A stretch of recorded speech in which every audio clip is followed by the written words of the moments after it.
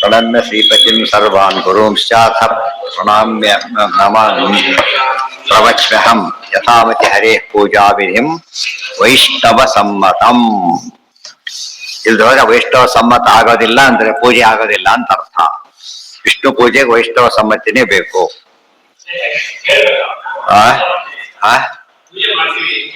ಯಾರನ್ನ ಅಲ್ಲ ಅಲ್ಲ ಅಲ್ಲ, ವೈಷ್ಣವ ಸಮ್ಮತ ಅಂತ ವೈಷ್ಣವರು ಮಧ್ವಾಚಾರ್ಯ ಅವರಿಗೆ ಸಮ್ಮತವಾದ ಪೂಜಾ ವಿಧಿ ಹೇಳ್ತಾ ಇದ್ದೇವೆ. ಅವರಿಗೆ ಸಮ್ಮತ ಅಂತ ಹೇಗೆ ಗೊತ್ತಾಗುತ್ತೆ? ತಂತ್ರಸಾರದ ಪ್ರಕಾರ ಹೇಳೋದ್ರಿಂದ ಅವರಿಗೆ ಸಮ್ಮತ.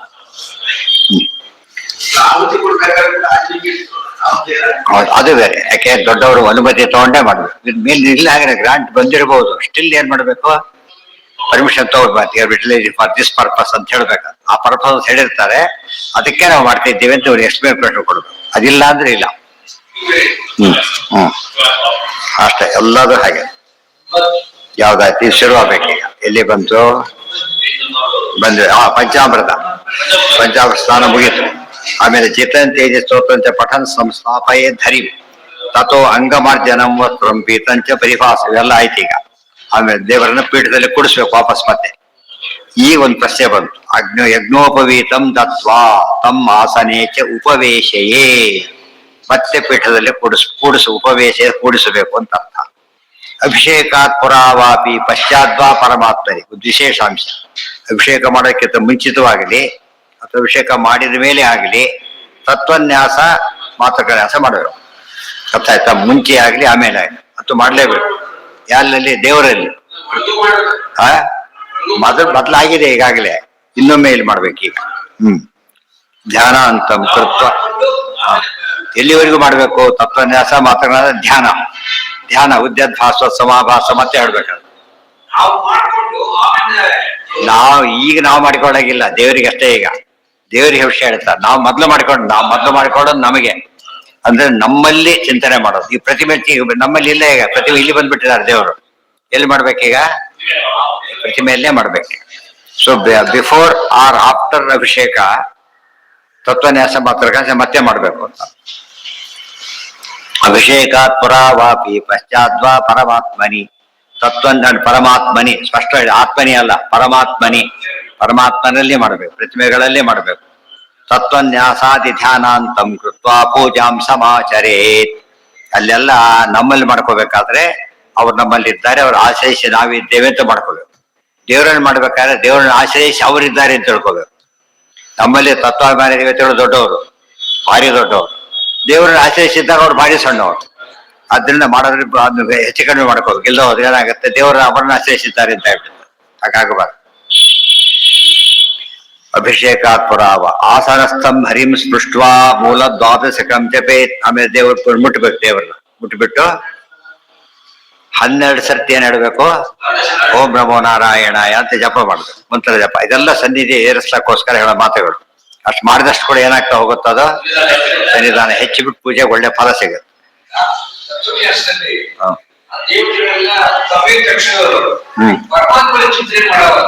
ಆಶ್ರಯಿಸಿಕೊಂಡಿದ್ದಾರೆ ಅಂತ ನಮ್ಮಲ್ಲಿ ಅವರು ಆಶ್ರಯಿಸ್ಕೊಂಡು ನಾವಿದ್ದೇವೆ.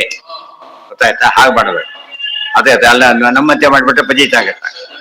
ದೇವರನ್ನು ಆಶ್ರಯಿಸಿ ಅದಕ್ಕೆ ಹೇಳ್ತಾರೆ. ಅವರೆಲ್ಲ ಎಂಥ ಅಂಗಾಭಬದ್ಧ ದೇವತೆಗಳು. ಸೂರ್ಯ ಕಣ್ಣಲ್ಲಿದ್ದಾನೆ, ಪರಮಾತ್ಮನ ಕಣ್ಣಲ್ಲಿದ್ದಾನೆ, ಚಂದ್ರ ಇದ್ದಾನೆ. ಅದಕ್ಕೋಸ್ಕರ ಬೆಳಕು ಕೊಡೋ ಶಕ್ತಿ ಅವ್ರಿಗೆ ಬಂತು. ನಮ್ಮ ಕಣ್ಣಲ್ಲಿದ್ದ ಬೆಳಕು ನಮಗೆ ಕಾಣೋ ಶಕ್ತಿ ಬಂತು. ಅರ್ಥ ಆಯ್ತಾ? ಉಲ್ಟಾ ಪಲ್ಟಾ ಮಾಡ್ಕೊಂಡ್ರೆ ಪೂಜೆ ತಪ್ಪೋಗ್ಬಿಡುತ್ತೆ.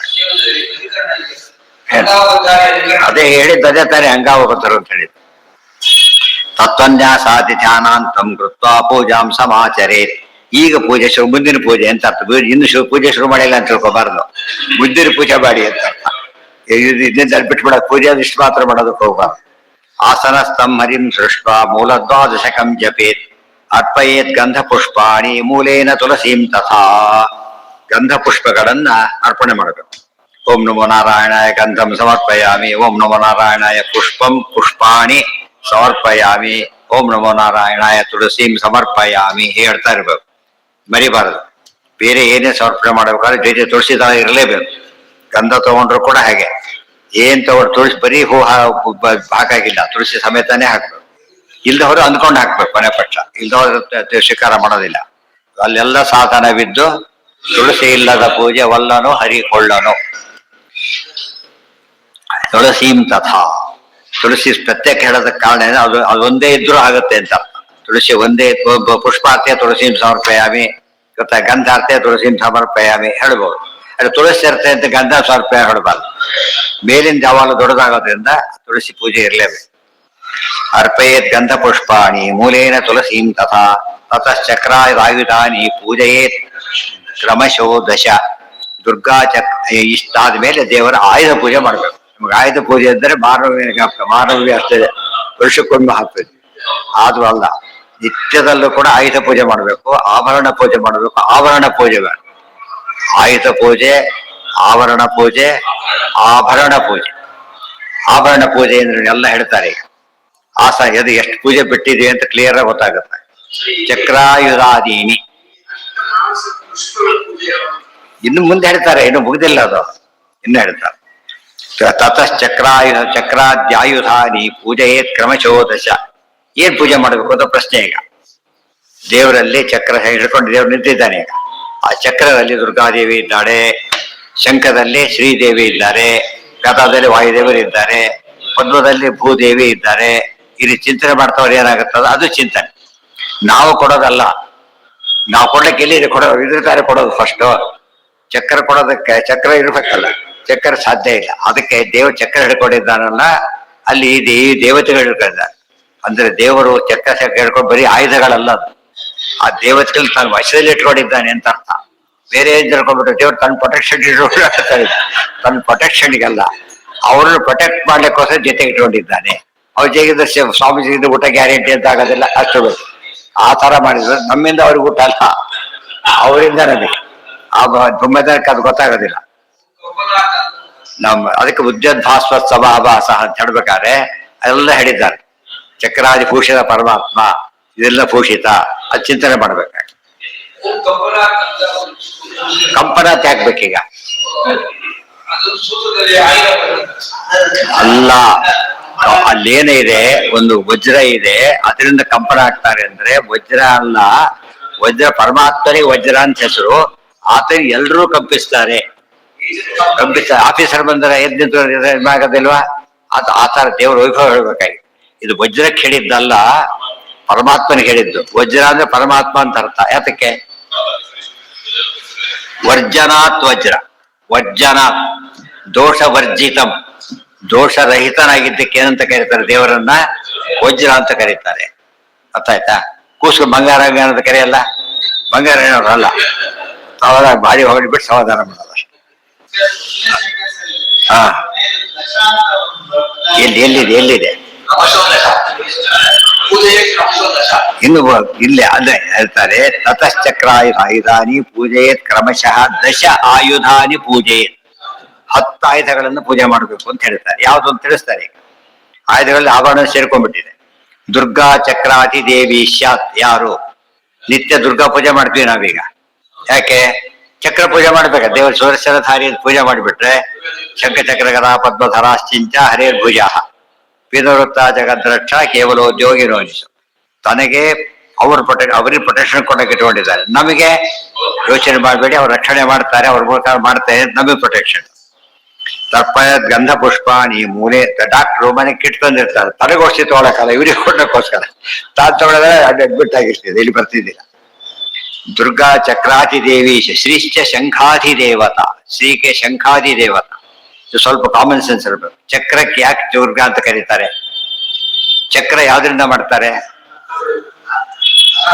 ಉಕ್ಕಿನಿಂದ ಮಾಡ್ತಾರೆ. ಇದರಿಂದ ಬಂಗಾರದ ಮಾಡಿದ್ರೆ ಇವತ್ತು ಒಲೆಯನ್ನು ಬಂಗಾರದ ಮಾಡಿಸಿದ್ರೆ ಹೇಗಿರ್ತದೆ? ಒಲೆಯನ್ನು ಬಂಗಾರದ ಮಾಡಿಸಿದ್ರೆ ಬಂಗಾರದ ಪಾತ್ರೆಯಲ್ಲಿ ಅಡಿಗೆ ಮಾಡ್ಬೋದು. ಒಲೆಯನ್ನು ಬಂಗಾರದ ಮಾಡಿಬಿಟ್ರೆ ಆ ಹೀಟಿ ಕರೆ ಹೋಗ್ಬಿಡುತ್ತೆ. ಗೊತ್ತಾಯ್ತಾ? ಆ ಹೀಟಿ ತಡ್ಕೊಳಕ್ಕಾಗಲ್ಲ.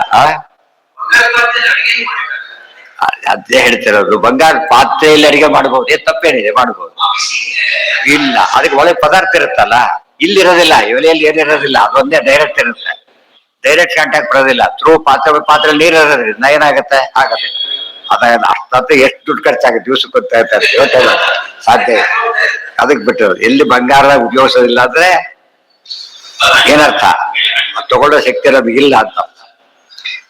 ದೇವರ ಚಿಂತನೆ ಮಾಡೋಕ್ಕಾದ್ರೆ ಮಾತ್ರ ಎಲ್ಲ ಸುವರ್ಣ ಸ್ಥಾನಿವರಿ ಪ್ರತಿಯೊಂದು ಸುವರ್ಣದ್ದೇ ಆಗಿರ್ಬೇಕು. ತತಶ್ಚಕ್ರಾದಿ ಪೂಜೆಯೇತ್ ಕ್ರಮಶೋ ದಶ ದುರ್ಗಾ ಚಕ್ರಾದಿ ದೇವಿ ಸ್ಯಾತ್. ಅದರಿಂದನೇ ದುರ್ಗಾ ಬಣ್ಣ ಕಪ್ಪು, ಕಬ್ಬಿಣ ಕಪ್ಪು, ಅದಕ್ಕೋರು ದುರ್ಗಾದೇವಿ, ಅದು ಕರೆಕ್ಟ್ ಇದಾಗ. ಆಮೇಲೆ ಶ್ರೀದೇವಿ, ಶ್ರೀ ಬಿಳಿ ಸತ್ವಗುಣ ಬಿಳಿ, ಅದು ಶಂಕ ಬೆಳಗಿರುತ್ತಲ್ಲ ಅದಕ್ಕೋಸ್ಕರ ಶ್ರೀದೇವಿ. ಅದಕ್ಕೊಂದು ಮ್ಯಾಚಿಂಗ್ ಆಗಿ ಹೇಳಿದ್ರು, ಸುಮ್ಮನೆ ಏನೋ ಹೇಳ್ಬೇಕು ಅಂತ ಹೇಳಿದ್ನಲ್ಲ, ಸಂಬಂಧ ಇದೆ ಒಂದಕ್ಕೊಂದು. ಶ್ರೀಶ್ಚ ಶಂಖಾದಿ ದೇವತಾ, ಅದಕ್ಕೆ ಶ್ರೀ ರೂಪದಿಂದ ಪರಮಾತ್ಮ ಮಹಾಲಕ್ಷ್ಮಿ ವೇದಾಭಿಮಾನಿನಿ, ಅದಕ್ಕೆ ಶ್ರೀಯಪ್ಪತ್ತೆ ಅಂತ ಶುರು ಮಾಡಿರೋದು. ವೇದಾಭಿಮಾನಿನಿ ಆದ್ರಿಂದ ಬೆಳಕು ಚೆಲ್ಲುತ್ತೆ, ದೇವ್ರ ಮೇಲೆ ಬೆಳಕು ಚೆಲ್ಲುತ್ತೆ. ಆದ್ರಿಂದ ಬೆಳಕು ಚೆಲ್ಲೋದ್ರಿಂದ ಶಾಸ್ತ್ರಯೋನಿತ್ವ ಅಂತಂತ, ಅದಕ್ಕಾಗಿ ಶ್ರೀ ಅಂತ ಕರೆದಿದ್ದಾರೆ. ದಿಶೋದಶ ವಾಯುರ್ ಗದಾದಿ ದೇವಶ್ಯ, ವಾಯುದೇವರು ಯಾವ್ದಕ್ಕೆ ದೇವರು ಆಚಾರ್ಯ ಹೇಳಿದ್ದಾರೆ. ಪೂರ್ವಂ ಹರೇಶ್ ಚಕ್ರ ಮಹೂರ್ತಿ ದುರ್ಗಾ ಅಂತೆಲ್ಲ ಹೇಳ್ಬಿಟ್ಟು ಗದಾ ಪವಮಾನ ಅಂತ ಹೇಳಿದ್ದಾರೆ. ಮುಖ ಭಾರತಲ್ಲೂ ಹೇಳ್ತಾರೆ ಯಶ್ಯ ಗದಾ ಪವಮಾನ ವಾಯುದೇವರು. ದುರ್ಗಾ ಚಕ್ರಾತಿ ದೇವಿ ಸ್ಯಾತ್, ಆಮೇಲೆ ವಾಯುರ್ ಗದಾದಿ ದೇವ ಸ್ಯಾತ್.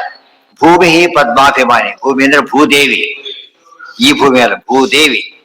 ಅದು ಗೊತ್ತಾದ ಕೆಂಪು ಬಣ್ಣ, ಸ್ವಲ್ಪ ಕೆಂಪು ಇರುತ್ತೆ ಭೂಮಿ, ಅದಕ್ಕೆ ರಜೋಗುಣ, ಭೂ ರಜೋಗುಣ ಆದ್ರಿಂದಾನೆ ಕೆಂಪು. ಸರಿಯಾಗಿ ಎಲ್ಲದಕ್ಕೊಂದು ಮ್ಯಾಚ್ ಆಗ್ತಾ ಬರುತ್ತೆ. ಪದ್ಮಾಭಿಮಾನಿನಿ. ದುರ್ಗೈವ ಖಡ್ಗದೇವಿ ಸ್ಯಾತ್, ಮತ್ತೆ ಖಡ್ಗ ಇದೆ ಅದಕ್ಕೂ ದುರ್ಗಾದೇವಿನೇ. ರಮ ಅಂತ ಹೇಳಿದಾಗ ದುರ್ಗಾದೇವಿ ಖಡ್ಗದ ರೂಪದಲ್ಲೂ ಇದ್ದಾರೆ, ಚಕ್ರ ರೂಪದಲ್ಲೂ ಇದ್ದಾರೆ. ಶಾರ್ಗಂಚೈವ ಸರಸ್ವತಿ, ಶಾರ್ಗ ಧನುಸ್ಸಿನಲ್ಲಿ ಯಾರಿದ್ದಾರೆ? ಸರಸ್ವತಿ ಇದ್ದಾರೆ.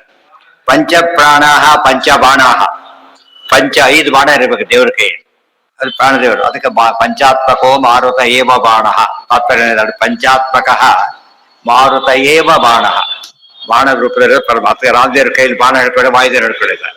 ಧನುಸ್ಸು ಸರಸ್ವತಿ ದೇವಿ ಇದ್ದಾರೆ. ಇವೆಲ್ಲ ತಿಳ್ಕೊಂಡ್ಬಿಟ್ರೆ ಚಾಂಚನ ಸೀತಾದೇವಿ ಅಕ್ಷರದಲ್ಲೇ ಇದ್ದಾರೆ. ಅದು ನೋಡಿದಾಗ ಅವೆಲ್ಲ ಜ್ಞಾನಕ್ಕೆ ಬರ, ಬರೀ ವಸ್ತುಗಳು ಕಾಣಬಾರ್ದು, ಅಭಿಮಾನಿ ದೇವತೆಗಳು ಕಾಣಬೇಕು. ಆಫೀಸ್ ಇದ್ದಿಲ್ಲ ಇವತ್ತು, ಆಫೀಸ್ ಇದೆ, ಆಫೀಸರ್ ಇಲ್ಲ, ಅದಕ್ಕೆ ಆಫೀಸ್ ಇದ್ದಿಲ್ಲ ಅಂದ್ರೆ ಅವ್ರು ಸಂಬಂಧಪಟ್ಟ ವ್ಯಕ್ತಿ ಇಲ್ಲ. ಕಾರ್ ಇದೆ, ಡ್ರೈವರ್ ಇಲ್ಲ, ಬೈದರೆ ಮತ್ತೆ ಇನ್ನೂ ವಾಪಸ್ ಹೋಗ್ಬಿಟ್ಟು ಇನ್ನೂ ಬಜಿತಾಗ. ಎಷ್ಟೋ ಜನ ಓನರ್ ಪಾಪ ಡ್ರೈವಿಂಗ್ ಬರೋದಿಲ್ಲ, ಕಾಯ್ತಾ ಕೂತಿರ್ತಾರೆ, ಊಟಕ್ಕೆ ಹೋಗ್ಬಿಟ್ಟಿರ್ತಾನೆ, ಈ ಕಾರ್ ಹಾಕೊಂಡೇ ಹೋಗಿರ್ತಾರೆ, ಗೊತ್ತಾಗ್ತಿಲ್ಲ. ಆಮೇಲೆ ಬಂದಿಲ್ಲ ಕಾಯ್ತಾ ಕೊಡ್ತಾರೆ. ಆಮೇಲೆ ಬಂದ್ಮೇಲೆ ಬೈಬೇಡಿ ಅಂತ ಹೇಳ್ತಾರೆ ಫಸ್ಟ್ ಅವನ್ನ. ಇದೀಗ ಹೋಗ್ಬಿಟ್ಟು ಮತ್ತೆ ಮುಂದೆ ಇಷ್ಟು ಲೇಟ್ ಆಗಿದೆ, ಓಟ್ ಕ್ಯಾನ್ಸಲ್ ಆಗ್ಬಿಡುತ್ತೆ. ಆಮೇಲೆ ಬಂದು ಏನಪ್ಪ ಆಗ್ಬಿಟ್ಟು ಸರಿಯಾಗಿ ಮಾಡಿದೆ ಅಂತ ಸಮಾಧಾನ ಮಾಡಿ ಕರ್ಕೊಂಡು ಹೋಗ್ಬೇಕು. ಇದು ಪದ್ಧತಿ ಅದು. ದೇವರಿಗೆ ಅದೆಲ್ಲ ಇಲ್ಲ. ಯಾಕೆ? ಸರ್ವತಂತ್ರ ಸ್ವತಂತ್ರ, ಯಾರು ಬೇಕಿಲ್ಲ. ಶೈವ ಸರಸ್ವತಿ ಪಂಚಬಾಣ ವಿರಿಂಚ ಕೌಸ್ತುಭಾತ್ಮಕ, ಪರಮಾತ್ಮ ಕೌಸ್ತುಭ ಮಣಿ, ಅದು ಕಂಠದಲ್ಲಿ ಪೂಜೆ. ಕಂಠ ಅಂತ ಗೊತ್ತ, ನೆಕ್ಲೆಸ್ ಪರಮಾತ್ಮನಿಗೆ ಕಂಠಕ್ಕೆ. ಇಲ್ಲಿವರೆ ನೆಕ್ಲೆಸ್, ಅದು ಇಲ್ಲಿವರೆಗೆ ಹಾಕೋ ನೆಕ್ಲೆಸ್ ಅಲ್ಲ. ನೆಕ್ಲೆಸ್ ಎಲ್ಲಿರ್ಬೇಕು? ಕತ್ತಿ ಮಾತ್ರ. ಕೌಸ್ತುಭ ಕಂಠಮಣಿ ಅಂತ ಅದು, ಕಂಠಮಣಿ. ಕಂಠಮಣಿ ಅಂದ್ರೆ ಕಂಠದಲ್ಲೇ ಇರ್ಬೇಕು, ಕೆಳಗೆ ಬರಾಗಿಲ್ಲ. ಅಲ್ಲಿ ಬ್ರಹ್ಮದೇವರು, ಅದಕ್ಕೆ ಅಭಿಮಾನ ದೇವತೆಗಳು ಬ್ರಹ್ಮದೇವರು. ಅದಾದ್ಮೇಲೆ ಅದು ಸಂಬಂಧಪಟ್ಟಂತೆ ಮದುವೆದಲ್ಲಿ ಒಂದು ಮಾತಾಡ್ತಾರೆ ಗೊತ್ತಾ?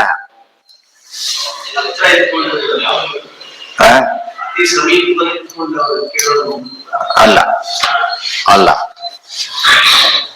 ಪ್ರಶ್ನೆ ಕೇಳೋರು ಏನ ಸಹಸ್ರಾರ್ಥ ಋಷಿನೇಶ, 1000 ಲಕ್ಷಗಟ್ಟಲೆ ಜನ ಇದ್ದಾರೆ. ಪ್ರಶ್ನೆ ಕೇಳಿ ವೇದವ್ಯಾಸ ಏನ್ ಮಾಡಿದ್ರು? ಒಟ್ಟಿಗೆ ಉತ್ತರ ಕೊಟ್ರು. ಆಚಾರ್ಯ ಸೈಮಿಲ್ಟೇಸ್ ಅನ್ವ್ಯಾಖ್ಯಾನ ಬರೆದ್ರಲ್ಲ ಹಾಗೆ, ಬರೆಸಿದ್ರಲ್ಲ ಹಾಗೆ, ಒಟ್ಟಿಗೆನೆ. ಅದಕ್ಕೆ ಶತಾವಧಾನಿ ಅಷ್ಟಾವಧಾನಿ ಅಂತಾರಲ್ಲ, ಅನಂತಾವಧಾನಿ. ಪರಮಾತ್ಮ ಎಲ್ಲ ಅನಂತನೇ ಅಂತ, ಅನಂತಾವಧಾನಿ ಎಲ್ಲ ಏಕನಂ ಉತ್ತರ. ತಕ್ಷಣ ಬ್ರಹ್ಮದೇವರು ಏನ್ ಮಾಡಿಬಿಟ್ರು? ಅದಕ್ಕೆ ತಮ್ಮ ಕಾಣಿಕೆಯನ್ನಾಗಿ ಕೌಸ್ತುಭ ತತ್ಕಂಠಕಂ ಕೌಸ್ತುಭ ವಾಸಧಾತ, ಆಗ ಬ್ರಹ್ಮದೇವರು ಅರ್ಪಣೆ ಮಾಡಿದರು. ಅರ್ಪಣೆ ಮಾಡಿದ ಅರ್ಥ ಏನು? ಅದಕ್ಕೆ ಅಭಿಮಾನಿಗಳೇ ತಾವೇ ಮತ್ತೆ ತಾವೇ ಸರೆಂಡರ್ ಆದರು ಅಂತ. ಪರಮಾತ್ಮನ ವಿಶೇಷ ವೈಭವವನ್ನು ಜಗತ್ತಿಗೆ ತೋರಿಸಿಬಿಟ್ಟು ತಾವು ಕಂಠದಲ್ಲಿದ್ದಾರೆ. ಅದಕ್ಕೆ ಕೌಸ್ತುಭತ್ವೇನ ಪರಮಾತ್ಮ. ನೋಡಿ, ಕೌಸ್ತುಭ ಹಾಕೊಂಡಿದ್ರೆ ದೇವರು ಚೆನ್ನಾಗಿ ಕಾಣಿಸ್ತಾ ಇಲ್ಲ. ಕೌಸ್ತುಭ ಭಾರಿ ಮೆರುಗು ಬಂತ. ಅದಕ್ಕೆ ಆಚಾರ್ಯ ಹೇಳ್ತಾರೆ, ಆಸ್ವತ್ ಕೌಸ್ತುಭ ಭಾಸಕಂ ಸಂತತಂ ಚಿಂತೆಯೇತ್ ಕಂಠಂ ಆಸ್ವತ್ ಕೌಸ್ತುಭ ಭಾಸಕಂ. ಕೌಸ್ತುಭಕ್ಕೆ ಹೊಳಪು ಕೊಡ್ತಾನೆ ಭಗವಂತ, ಅದರಿಂದ ತಾನು ಹೊಳಪು ತಗೊಳ್ಳೋದಿಲ್ಲ. ಅಲ್ಟಿಮೇಟ್ ದೇವತಾ ಮಂಡಲ ಅಖಂಡ ಮಂಡನಂ. ಪರಮಾತ್ಮನೇ ಅಲಂಕಾರ ಆಗಿರ್ಬೇಕಾದ್ರೆ ಅವನೊಂದು ಅಲಂಕಾರ ಬೇಕಾ? ಅಲಂಕಾರಕ್ಕೆ ಗೌರವ ಅಷ್ಟೇ, ಅದಕ್ಕಲ್ಲ, ಅಲಂಕಾರಕ್ಕೆ ಗೌರವ. ದೇವ್ರ ಪೂಜೆ ಮಾಡಿದ್ದಕ್ಕೆ ದೇವ್ರ ದೊಡ್ಡವನಾಗ್ಲಿಲ್ಲ, ನಮಗೆ ದೊಡ್ಡತನ ಬಂತು. ಓ ದೇವ್ರ ಪೂಜೆ ಮಾಡಿದ್ರ ಆತ ನಮಗೆ ಹಿರಿಮೆ ಬಂತ ಹೊರತು ನಮ್ಮಿಂದ ಪೂಜೆ ಮಾಡಿಸ್ಕೊಂಡು ದೇವ್ರ ಭಾರಿ ಪೂಜೆ ಬಂತ ಅಂತ ಆತರ ಹೇಳ್ಬಾರ್ದು. ನಮ್ ಪೂಜೆ ಆಯ್ತು, ದೇವ್ರ ಪೂಜೆ, ದೇವ್ರು ಭಾರಿ ಸಂತೋಷ ಪಟ್ಟಿರ್ಬೇಕು, ಭಾರಿ ಚೆನ್ನಾಗ್ ಮಾಡಿದ್ದಾರೆ. ದೇವ್ರ ಮ್ಯಾಚಿಂಗ್ ಪೂಜೆ ಮಾಡಕ್ಕೆ ಯಾರಿಗೂ ಸಾಧ್ಯ ಇಲ್ಲ.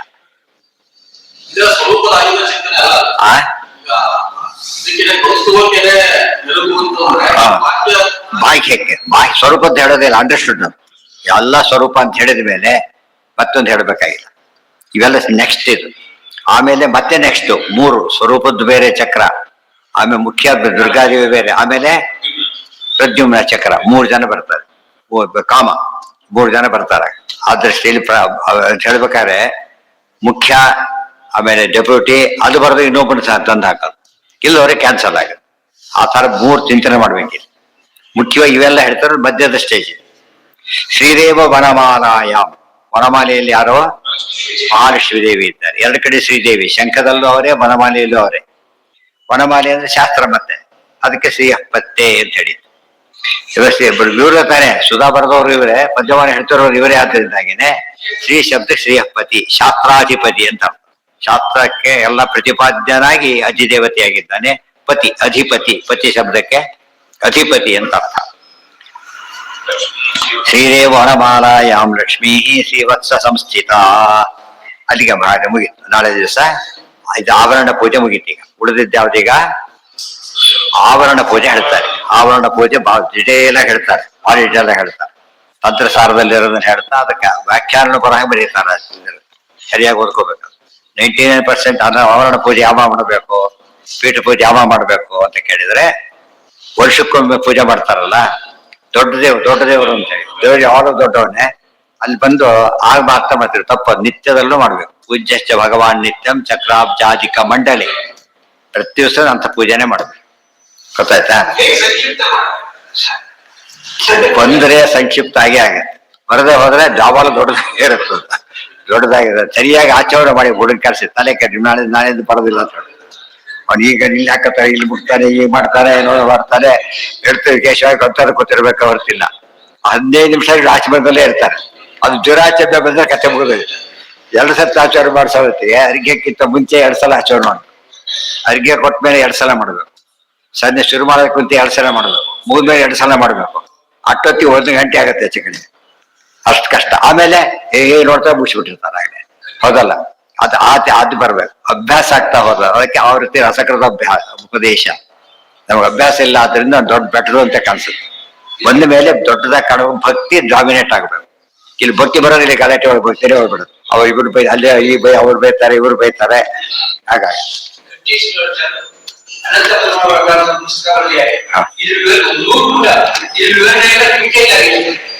ಇದೇ ಎಲ್ಲಿ ಪೂಜೆ ಮಾಡಿದ್ರು ಇದೇ ಪೂಜಾ ಪದ್ಧತಿ. ಗೊತ್ತಾಯ್ತಾ? ಎಲ್ಲಿ ಪೂಜೆ ಮಾಡಿದ್ರು ಕೂಡ ಪೂಜಾ ಪದ್ಧತಿ ಇದೇ ಆಗಿರ್ಬೇಕು. ಯಾರೇ ಮಾಡಿದ್ರು ಒಬ್ಬಿಬ್ಬರಲ್ಲ, ಯಾರೇ ಮಾಡಿದ್ರು ಹಾಗೆ. ಇದು ಪೂಜೆ ಸರಿ ಇಲ್ಲ ಅಂತ.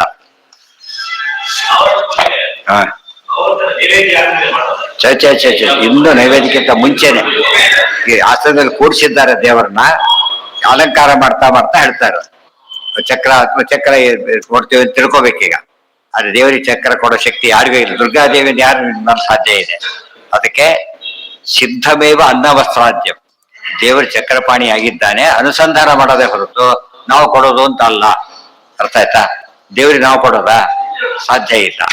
ಅಷ್ಟೇ. ಸ್ವಾಮಿ ಊಟಕ್ಕೆ ಕೊಡ್ಬೇಕು, ನಾವು ಬಡಿಸಿದ್ರೆ ಹೆಂಗಿರ್ತದೆ? ಯಾವ್ದು ಬಡಿಸಿರ್ತಾರೆ? ನಾವೇ ನಮ್ಮನೆ ಬಿಚ್ಚ ನಾವೇ ಬಡಿಸ್ತೀವಿ ಅಂತ ಹೋದ್ರೆ ಅಂಗಿ ಪ್ಯಾಂಟ್ ಹಾಕಿ ನೋಡ ಏನ್ ಪ್ಯಾಂಟ್ ಬಡಿಸ್ತಾ ಇವತ್ತೆ. ಆಗ್ತಾ ಇದ್ದಾರೆ, ನಮಸ್ಕಾರ ಮಾಡಿದ್ರೆ ಮುಗೀತಷ್ಟೇ. ಆ ರೀತಿ ದೇವರಿಗೆ ಎಲ್ಲ ದೇವ್ರ ವ್ಯವಸ್ಥೆ ಇದೆ. ನಾವು ಸುಮ್ಮನೆ ಏನ್ ಮಾಡ್ತಿರ್ಬೇಕು? ಸೇವಾಕರ್ತ ಬರೀ ಕೈಲೋ ಕೃಷ್ಣಾರ್ಪಣ ಅಂತಾನಲ್ಲ, ಹಾಗೆ ಅಡಿಗೆ ಮಾಡಿಲ್ಲ ಅವನು, ಪದಾರ್ಥ ತಂದಿಲ್ಲ, ದೇವ್ರ ಪೂಜೆ ಏನು ಮಾಡಿಲ್ಲ, ಸೇವಾಕರ್ತ ಹೆಸರು ಬರುತ್ತೆ. ಆ ತರ ದುಡ್ಡು ಕೊಟ್ಟಿದಾರಲ್ಲ ಅಷ್ಟೇ. ಆ ಕಾರಣ ಅದಿರ್ಬೇಕು. ಇದು ದೇವ್ರಿಗೆ ಕೊಡೋ ದುಡ್ಡು ಏನೂ ಇಲ್ಲ. ನಾಹಂಕರ್ತ ಹರಿಕರ್ತ. ಮಾಡಿಲ್ಲ ಅನ್ಬೇಕು. ನಾವು ಮಾಡಿಲ್ಲ ಅಂದ್ಬಿಟ್ರೆ ತಪ್ಪಾಗಿ. ನಾವು ಮಾಡಿಲ್ಲ ಅನ್ಬಾರ್ದು, ಮಾಡಿರ್ಬೇಕು. ಆಮೇಲೆ ಮಾಡಿದ್ರೆ ಮಾಡದೇನೂ ಇರ್ಬಾರ್ದು. ಮಾಡದೇನೆ ಮಾಡಿದೆ ಅಂತ ಹೇಳಿದ್ರೆ ಎಷ್ಟು ತಪ್ಪಲ್ವೇನು? ಫೋರ್ಜರಿ ಆಗೋದಿಲ್ಲ, ಭಯಬಿಟ್ಟು ಗೊತ್ತಿಬಿಟ್ರೆ ಆಗಿದೆ. ಇಷ್ಟೊತ್ತು ಹೇಳಿದ ಅದೇ ಆಯ್ತಲ್ಲ, ಈಗ ಆಗಿಲ್ಲ. ಬಂಗಾರದೇ ಮಾಡ್ಬೋದಾಗಿತ್ತಲ್ಲ. ಕಬ್ಬಿಣ ನಿಷಿದ್ಧ ಅಲ್ಲ. ಯಾವ್ದಕ್ಕೆ ಒಲೆ ಹಾಗಿದ್ರೆ ಒಲೆ ನೀವು ಕಬ್ಬಿಣ ನಿಷಿದ್ಧ ಅಂತ ಒಲೆ ಏನ್ ಮಾಡ್ತೀರಿ? ಹಾಗಿದ್ರೆ ತಪ್ಪಾಗ್ಲಿಲ್ಲ. ಯಾವ ಕೆಲಸಕ್ಕೆ ಉಪಯೋಗಿಸೋ ಹಾಗೆ ಉಪಯೋಗಿಸ್ಬೇಕು. ಕಬ್ಬಿಣ ನಿಷಿದ್ಧ ಅಂತೇಳಿ ಡಾಕ್ಟರ್ ಆಪರೇಷನ್ ಮಾಡಾಗಿಲ್ಲ ಅದ್ರ ತರ ಮಾಡೋದು ಎಲ್ಲ ನಿಂತೋಗ್ಬಿಡುತ್ತೆ. ಆಮೇಲೆ ಮಾಡಾಗಿಲ್ಲ, ಯಾವ್ದಕ್ಕೆ ಯಾವ್ದು ಬೇಕೋ ಅದನ್ನು ಉಪಯೋಗಿಸ್ಬೇಕು. ಅಲ್ಲಿ ಅದು ತಪ್ಪು, ಅಲ್ಲಿ ಮಾಡಾಗಿಲ್ಲ. ಯಾಕಂದ್ರೆ ಏನದು ದೋಷ, ಅದು ತಾಮ್ರ ಉಪಯೋಗಿಸ್ಬೇಕಂತ, ಅದಕ್ಕೋಸ್ಕರ ಬೇರೆದ್ರಲ್ಲಿ ಹಾಕೋಬೇಕು. ಬೇರೆಯಲ್ಲಿ ಹಾಕೊಂಡು ಅದ್ರಲ್ಲಿ ಮಾಡ್ಬೇಕು, ಇದ್ರಲ್ಲಿ ಸೇರಿಸ್ಬಾರ್ದು. ಅದರಿಂದ ಫಸ್ಟ್ ಅದೆಲ್ಲ ಬರುತ್ತೆ, ಮುಂದಿನ ಅನುಕೂಲ ಆಗುತ್ತೆ.